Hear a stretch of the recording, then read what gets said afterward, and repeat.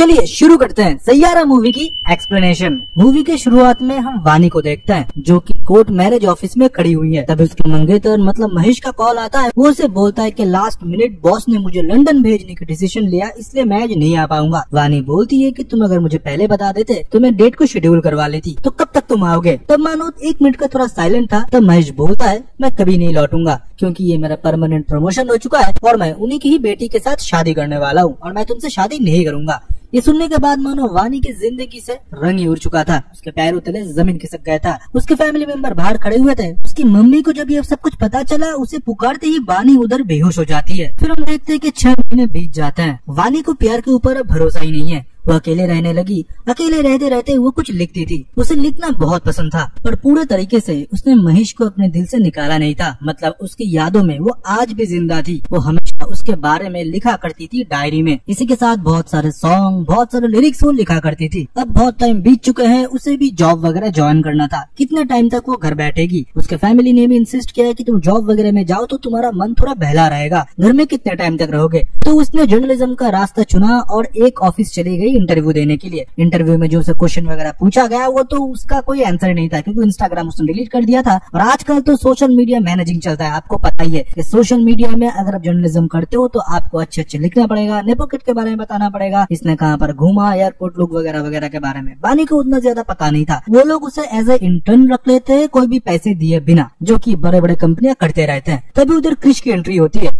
जो कि बाहर वानी की किताब के साथ अंदर आता है। वानी ने बाहर ही अपना किताब छोड़ दिया था जहाँ पर वो लिखती थी। क्रिश ने उसे सिर्फ यही बताया कि तुम बहुत अच्छे लिखते हो। फिर वो अंदर जाता है और एचर को बहुत पीटता है। इसलिए पीटता है कि उसके गाने के बारे में उसने गलत रिव्यू डाला था। बैंड में सब लोग थे, वो लीड सिंगर था, फिर भी लिखा गया उसके बारे में जो कि उतना इम्पोर्टेंट रोल बैंड में नहीं निभाता। मतलब वो नेपोकिड था, उसके फादर अच्छे रेपुटेड वाले हैं, इसलिए एजेंसी को हायर करा गया और अच्छा अच्छा लिखा गया। क्रिश का तो कोई नाम ही नहीं था। हमको तब ये पता चलता है कि क्रिश एक बैंड में लीड सिंगर है, वो बहुत अच्छा गाता है पर उसको रिकॉग्नाइजेशन नहीं मिल रहा। उधर एचर को पीटने के बाद वो अपने बैंड के पास जाता है और उस लड़की के साथ झगड़ लेता है। उसके पापा बहुत पैसे वाले तो बैंड को फंडिंग भी कर रहे थे और आज उनका एक प्रोग्राम भी था। थोड़ा करने की वजह से बाकी लोग तो चले गए, सिर्फ था क्रिश का अच्छा दोस्त जो कि केवी था। उसके फादर बाहर से पैसे भेजते थे उसको पढ़ाई लिखाई करने के लिए और बंदा इधर एक बैंड जोड़ने की कोशिश कर रहा है। ये बंदा मस्त है। फिर हम देखते हैं वो प्रोग्राम होता है बिना क्रू के। क्रिश अकेला करता है वो प्रोग्राम, फिर भी लोग तालियां मारे जा रहे थे। क्रिश इतना अच्छा गाता है। क्रिश के इस परफॉर्मेंस से फिर से केवी उसके लिए नया एक स्पॉन्सर ढूंढ के लाता है जो कि प्रिंस होता है, जो कि एक हिप हॉप आर्टिस्ट है। वो अपने गाने में एक ऐसे ही नए आर्टिस्ट के गाना ढूंढ रहा है जो कि उसके साथ कोलैब करे और बहुत अच्छा हिट होगा। वो प्रिंस का जो मैनेजर होता है पहले तो क्रिश और केवी को कम हाँक रहे थे। ये बोल रहे थे कि बाहर बहुत से लोग खड़े हुए,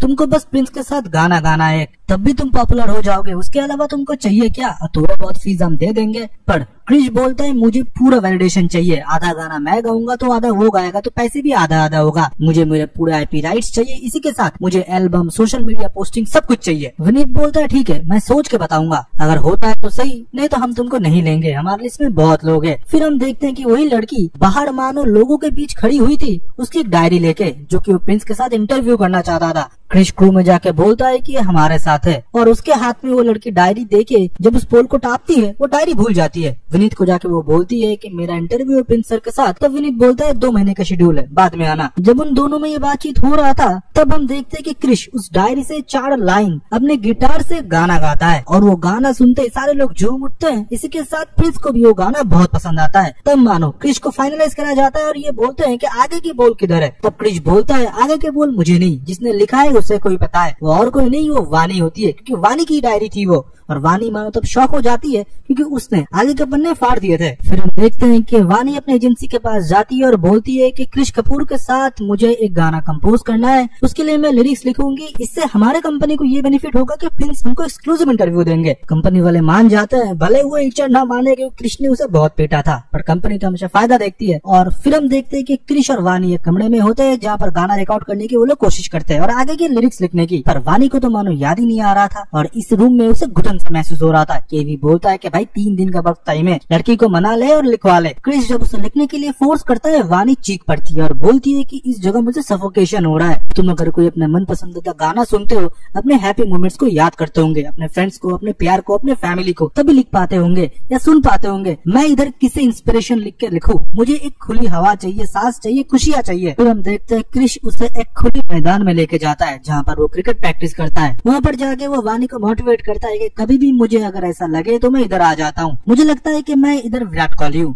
मैं खेलता हूँ, मुझे इंस्पिरेशन चाहिए, मुझे लगता है कि बहुत लोग चीयर कर रहे हैं और ये लास्ट बॉल में मुझे छक्का जरूर मारना है। ऐसे मुझे मोटिवेशन मिलता है। मेरे ऊपर कितने लोगों की उम्मीदें हैं, ये सोच के मैं अच्छे से खेल लेता हूँ या अच्छे से मैं परफॉर्म भी करता हूँ। वानी मानो इस बात से प्रभावित होती है और खुद फिर से उसके बाद लिखना शुरू कर देती है। फिर धीरे धीरे इन दोनों में ट्यूनिंग बढ़ने लगा और वानी जो भी लिखती थी क्रिश उसे गाने में बदल देता था। फिर फाइनली गाना रेडी हो जाता है, पर प्रिंस को लगता है कि गाने में रैप का तो जगह ही नहीं है। फिर पैसे की बात आता है, क्रिश बोलता है ठीक है हम इसको चेंज कर देंगे। वानी को समझ में नहीं आ रहा था इतने मेहनत से गाया हुआ गाना क्यों क्रिश पैसे की वजह से चेंज कर देना चाहता था। तब उसे पता लगा कि क्रिश के पापा एक नंबर के पियक्कर है, उसके वजह से क्रिश को हमेशा शर्मिंदा होना पड़ता था। क्रिश चाहता था कि उसके जिंदगी से उसके पापा चले जाए। फिर उसको मानो वानी ने समझाया कि तुम्हारे पापा को एक रिहैब सेंटर में भर्ती कर देना चाहिए, वो ठीक हो जाएंगे। मानो क्रिश भी बोलता है कि माँ के जाने के बाद पापा ऐसे हो गए, कोई भी खबर नहीं, खाम हो रहे थे, सिर्फ पैसे से मतलब रखने। वानी तब देखता है कि रिहैब सेंटर में 9 लाख रुपए लगेंगे उसके फादर को ठीक करने के लिए। फिर हम देखते हैं कि क्रिश मानो पूरा बदल चुका था वानी से मिलने के बाद। वो जाता है, वो प्रिंस के मैनेजर को बोलता है हमको पैसे अपफ्रंट कुछ भी नहीं चाहिए, ना कॉपीराइट चाहिए ना आईपी चाहिए, हमको बस 9 लाख रुपए चाहिए जो कि आप हमको दे देंगे,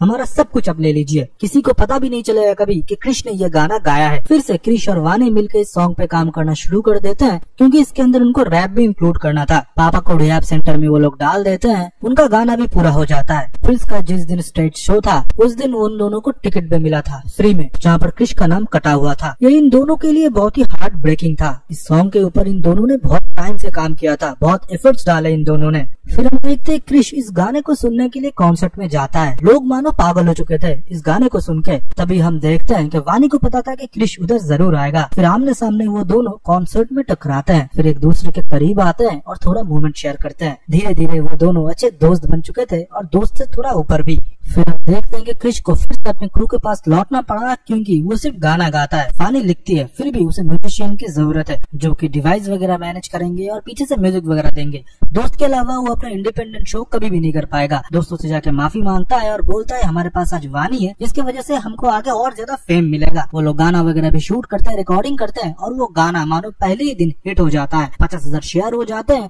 और यूट्यूब पे ट्रेंडिंग 3 पे ये चले जाती है। इसके पीछे पूरा क्रेडिट है वानी का, क्योंकि गाना तो वो लोग पहले ही बना रहे थे। वानी के आने के बाद मानो उन्होंने हिट देखना शुरू किया। फिर हम देखते हैं कि वानी और क्रिश और भी करीब आने लगे थे। दोनों एक दूसरे को कमिटमेंट भी कर चुके थे कि एक साथ रहेंगे। दोनों पूरे प्यार में थे। वानी को एक दिन जब क्रिश घर में छोड़ता है तब हम देखते हैं कि उसके मम्मी पापा ये देख लेते हैं। क्रिश को वो लोग आवारा मांगते हैं और वानी को फिर से वार्न करती है कि पहले तुमने प्यार किया, वो तुमको छोड़ के चला गया, फैमिली के साथ तुम्हें भी ट्रॉमा मिला और तुम आज भी इस ट्रॉमा से बाहर नहीं आए। ऐसे लड़के होते ही ऐसे हैं, तुम्हारा फायदा उठाएंगे और चले जाएंगे। वानी को मानो ये सब कुछ सुनने के बाद ट्रॉमा होने लगा। वो नीचे गिर गई और बेहोश हो गई। उसको हॉस्पिटलाइज किया गया। डॉक्टर ने बोला वो कुछ टाइम बाद ठीक हो जाएगी, उसको अब न्यूरोलॉजिस्ट जरूर दिखाए। उधर हम देखते हैं कि क्रिश भी उसके लिए वेट कर रहा था। फिर हम देखते हैं वानी की मम्मी सीधा क्रिश के पास आती है और सीधा बोल देती है अगर मेरे बेटी के साथ शादी करोगे तो ही उसके लाइफ में रहो, नहीं तो अभी चले जाओ। मैं मेरी बेटी को संभाल लूंगा और मेरी बेटी के दिल में टूटे नहीं दूंगा। और ये बोलते हुए इमोशनल हो जाती है और रो देती है। क्रिश फिर अंदर जाता है और वानी को बोलता है मैं तुमसे शादी करना चाहता हूँ,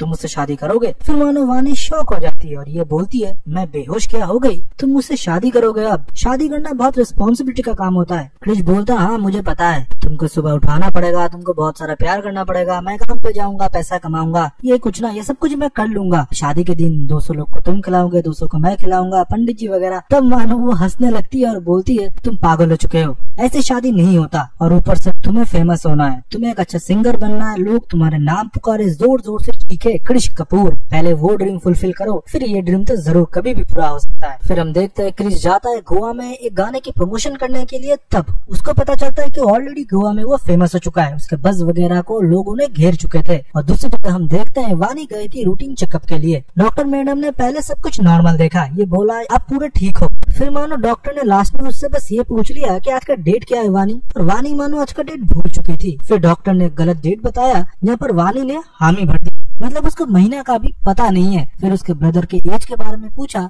उसमें भी वो कंफ्यूज हो चुकी थी। उसने अपना जो इंटरेस्ट भरा था जब उसने फॉर्म फिलअप किया था वो भी वो भूल चुकी थी। वानी के आंखों में मानो आंसू आ चुके थे। डॉक्टर तब मानो थोड़ा गंभीर हो चुके थे। वो बोलते हैं तुमको एल्जाइमर्स है, ये भूलने की बीमारी है जो कि बहुत ही ओल्ड एज में आती है। किसी किसी लोगों को पहले आ जाते हैं जो कि रेयर होता है। चाइना में हाल ही में एक लड़की का ये डिजीज पकड़ा गया है। आगे जाके तुम और भी चीज भूलने लगोगे, अपने फैमिलीज को भूलने लगोगे, अपने हैबिट्स को भूलने लगोगे, पास्ट की यादों को भूलने लगोगे, तुम सिर्फ प्रेजेंट में जियोगे। तुमको कभी कभी कोई चीज ट्रिगर करेगा, कभी तुम वायलेंट भी हो जाओगे। इससे अच्छा है तुम तुम्हारे फैमिली को धीरे धीरे सबके बारे में बताओ। वानी फिर उधर से चेकअप करने के बाद घर लौटती है, तब क्रिश उसका वेट कर रहा था। क्रिश गोवा से लौटा ही था, वो कुछ बोल नहीं देता उससे पहले क्रिश बोलने लगा, तुम्हें पता है गोवा में ये हुआ, गोवा में वो, मुझे प्रिंस के लोग साइन करने के लिए आ गए थे, अब तो उनको मैं भाव भी नहीं देता, हम लोग जरूर शादी करेंगे, हम लोग बहुत अच्छा फ्यूचर देखेंगे। और क्रिश की खुशी के सामने वानी कुछ बोल नहीं पाई। फिर हम देखते हैं कि 2 दिन बाद फिर से कॉन्सर्ट के लिए दिल्ली के लिए निकलना था क्रिश को। और दूसरी जगह हम देखते हैं कि इतना बड़ा सक्सेस के बाद एक सक्सेस पार्टी रखा गया था ऑफिस में, जो कि हम देखते हैं कि नए एमडी बन के आए थे और कोई नहीं, महेश, जो कि वानी का पहले बॉयफ्रेंड था, जो कि उसके साथ शादी करने वाला था, पर आज उसके वो पहचानने से इनकार कर रहा है। और वानी को भी अच्छे से कुछ याद नहीं है। वो मानो उसे देख के शॉक तो हो जाता है पर कुछ बोल नहीं पाती। फिर से ऑफिस के फंक्शन में उनकी मुलाकात होता है, जहाँ पर महेश की नजर मानो वानी की तरफ सही नहीं था। वो वानी को अलग अलग जगह टच कर रहा था, तभी वानी को मानो ट्रिगर होता है। वो फिर से पास्ट में चली जाती है और वो महेश को बोलता है, अरे मैं तो तुम्हारे साथ हमेशा रहूंगा, इधर क्यों ये सब कुछ कर रहे हो, जल्दी हमारी शादी है। तब मानो महेश भी थोड़ा शॉक हो जाता है क्योंकि उसकी तो शादी हो चुका है और वो पता है कि वो क्या गलत कर रहा है। पर वानी मानो पास्ट लूप में ही फंसी हुई है। वो फिर महेश के हाथ को लेकर खींचातानी करती है और उधर एक सीन क्रिएट होता है जहाँ पर वानी को उधर से बेइज्जत करके निकाला जाता है। वानी अपना फोन उधर भूल गई थी। क्रिश उसे मल्टीपल टाइम कॉल करता है पर कॉल एक वेटर उठाता है, जहाँ पर वो पूरा घटना को बताता है। जहाँ पर से क्रिश भागते हुए कॉन्सर्ट छोड़ के भागते हुए क्लब वाले लोकेशन में आता है, जहाँ पर वो देखता है कि वानी ने अपना बैग और फोन छोड़ दिया था। बैग के अंदर से वानी का प्रिस्क्रिप्शन उसे मिलता है, जहाँ पर क्रिश को सब कुछ पता चलता है कि वानी के साथ प्रॉब्लम क्या है। क्रिश को पता था कि वानी कहाँ जा सकती है। वानी गई थी वही क्रिकेट ग्राउंड पे, जहाँ पर क्रिश अपना गम भुलाने के लिए प्रैक्टिस करता है और मोटिवेट करता है खुद को, पर वानी इधर खुद को संभाल नहीं पा रही थी। क्रिश को सब कुछ पता चल चुका है, ये जान के वानी मानो उसे बोलता है कि तुम मेरे जिंदगी से चले जाओ, पर क्रिश नहीं जाता। वो उसे पकड़ लेता है और बोलता है, मेरे सांस चलने तक मैं तुम्हारे साथ हूँ, तुमने मुझे खुलकर जीना सिखाया, तुमने मेरे लाइफ में आके एक ऐसा मैजिक कर दिया कि आज मैं जहाँ पर भी हूँ तुम्हारे वजह से। ये फेम, ये सब कुछ मैं तुम्हारे साथ सेलिब्रेट करना चाहता हूँ, पूरी जिंदगी मैं तुम्हारे साथ बिताना चाहता हूँ। तब हम देखते हैं कि वानी बोलती है, मैं तुमको याद भी नहीं होऊंगा, मैं तुम्हें भूल जाऊंगा, तुम्हारे साथ बिताए हुए हर लम्हे को तुमको भूल जाऊंगा क्रिश मैं। इसका क्या मतलब, जिसके लिए तुम इतना कुछ करोगे वो तुमको याद ही नहीं कर पाएगा, उसका क्या फायदा। फिर क्रिश बोलता है, मैं तुम्हारे साथ हर दिन एक यादें बनाऊंगा, 1000 यादें, 100 यादें, लाखों यादें, जो कि तुम कभी भूल नहीं पाओगे। तुम एक भूलने की कोशिश करोगे, मैं और बना दूंगा। ये बोल के उसे वो पकड़ लेता है और सारी जिंदगी मरते दम तक एक साथ रहेगा, ये वादा करता है। फिर हम देखते हैं डॉक्टर से फिर से रूटीन चेकअप होता है, जहाँ पर डॉक्टर बोलती है कि उसे डेली रूटीन में आना पड़ेगा, उसको एक डेली शेड्यूल में आना पड़ेगा। इसी के साथ उसे कहीं पर घूमने जाना पड़ेगा जहाँ पर शांत हो और कोई भी लोग ना हो जो कि उसे डिस्ट्रैक्ट कर पाए। वो इमोशनली ब्रेकडाउन नहीं होना चाहिए। ये सुनने के बाद क्रिश डिसाइड करता है कि उसे लेके घूमने के लिए जाएगा। फैमिली वाले पहले नहीं मान रहे थे, पर क्रिश के ऊपर उनको भरोसा था। इस हालत में भी उनकी बेटी के हाथ क्रिश ने नहीं छोड़ा, इसलिए क्रिश और वानी एक साथ निकल जाते हैं। दोनों बहुत ज्यादा एंजॉय करते हैं, घूमते एक साथ टाइम बिताते हैं और एक दूसरे को और ज्यादा जानते हैं। वो दोनों मानो अब एक हो चुके थे। कुछ टाइम बाद क्रिश के पास कॉल आने लगा केवी की, भाई प्रोग्राम कब करेगा, तू अगर ऐसे जाके बैठ जाएगा हमारा बैंड का क्या होगा। पर क्रिश बोलता है, मुझे थोड़ा टाइम और लगेगा, मुझे अभी कोई भी कॉन्सर्ट वगैरह नहीं करना। तब हम देखते हैं कि वानी उसे समझाती है, अपनी लाइफ को ऐसे खराब मत करो, मैं तुम्हारे साथ जाऊंगी, मैं तुम्हारे साथ होंगी। उसको ये भरोसा देती है और वो दोनों फिर से कॉन्सर्ट करने के लिए निकलते हैं, जहाँ पर स्टेज में उठने के पहले वो दोनों एक साथ हक करते हैं और क्रिश ऊपर गाना गा रहा था। तभी हम देखते हैं कि नीचे वही कंपनी का एमडी जो कि इस गाने को स्पॉन्सर कर रहा था, महेश आता है और महेश को देखते फिर से वानी ट्रिगर हो जाती है। उसे देखने के बाद फिर से वो महेश से पूछती है कि तुम यहाँ क्या कर रहे हो बेबी, और तुम क्यों नहीं मुझे फोन कर रहे हो। महेश को तभी इस चीज थोड़ा वेird लगा, फिर भी अच्छे से उससे बातें करता है और फायदा लेने के लिए वैनिटी में लेके जाता है। वैनिटी में ले जाने के बाद उसके साथ वो क्लोज होने लगता है, पर वानी को मानो पुरानी चीजें थोड़ी थोड़ी याद आने लगते हैं। फिर भी वो कुछ नहीं कर पाता, वो शिवरिंग कर रही थी। क्रिश को जब वानी नहीं दिखी वो इधर उधर ढूंढने लगा। उसे वैनिटी में जाके जब महेश और वानी एक साथ दिखी, वो वानी को सिंपली बोलती है कि इधर से तुम चलो, इधर नहीं रहना हमको। फिर मानो महेश जब उसे आके रोकता है और बोलता है हम दोनों को अकेला छोड़ दो, फिर क्रिश उसे बहुत मारता है और वानी तब हम देखते हैं वो महेश की साइड लेता है और एक चाकू लेके वो उसको हाथ में भोंक देती है और बोलती है कि हम दोनों को अकेला छोड़ दो, हम दोनों को क्यों डिस्टर्ब कर रहे हो, हम दोनों शादी करने वाले हैं। क्रिश की आंखों में सिर्फ आंसू था। उसे पता है कि वो सब कुछ भूल चुकी है, उसको पास्ट ट्रिगर कर रहा है, प्रेजेंट का वो सब कुछ भूल चुकी है। तब वो जब वो महेश को देखता है उसको सिर्फ पुराने चीजें याद आते हैं, उसके बाद उसके साथ क्या हुआ वो नहीं याद आता। क्रिश उसे पकड़ के जोर से हक कर लेती है और मानो उधर वो बेहोश हो जाती है। फिर अगले दिन फिर से हम देखते हैं कि वानी उठती है और बोलती है जल्दी रेडी हो जा, हमको कॉन्सर्ट के लिए निकलना है। क्रिश बोलता है कॉन्सर्ट बेबी कल हो चुका है, बहुत अच्छा गया था कॉन्सर्ट, तुमने बहुत एंजॉय किया था। क्रिश बोलता है कि एक प्रॉब्लम है, मेरा एक दोस्त है जिसका गर्लफ्रेंड से वो बहुत प्यार करता है पर वो बहुत रूठ जाती है कभी कभी, तो उसके मनाने के लिए क्या किया जाए। तब हम देखते हैं कि वानी डायरी में एक गाना लिख के देती है और बोलती है ये गाना अगर कोई सुनेगा ना जरूर वो जब रूठी होगी उसका रूठापन टूट जाएगा और उसे फिर से उसकी याद आएगी, फिर से वो उसको बहुत प्यार करेगी। क्रिश फिर अपने क्रू के पास जाता है और माफी मांगता है कल के बिहेवियर के लिए। क्रू मेंबर सारे नाराज थे क्योंकि ऑर्गेनाइजर से जो पैसे लिए गए थे और उसने एमडी को भी मारा था, इसलिए उनका पूरा चेक कैंसिल हो गया था। उन लोगों को बहुत नुकसान हुआ था। वो लोग बोलते हैं भाई तू पहले ही ठीक था, खुद के लिए गाना गाता था, तुझको फेम चाहिए था, ये लड़की आके तेरे लाइफ में सब कुछ बदल दिया। क्रिश मुस्कुराता है और बोलता है अब जो भी है यही है और कुछ भी मेरे लाइफ में इम्पोर्टेंट नहीं है। क्रिश फिर जब वानी के पास लौटता है वो देखता है कि वानी पूरे कमरे में कहीं भी नहीं थी। उसको इधर उधर ढूंढती है पर उसे नहीं मिलता, सिर्फ उसे खत मिलता है जहाँ पर लिखा हुआ था कि तुमको मेरी वजह से सक्सेस ना मिले ये मैं नहीं चाहता, मैं चाहता हूँ कि तुम सक्सेसफुल बनो।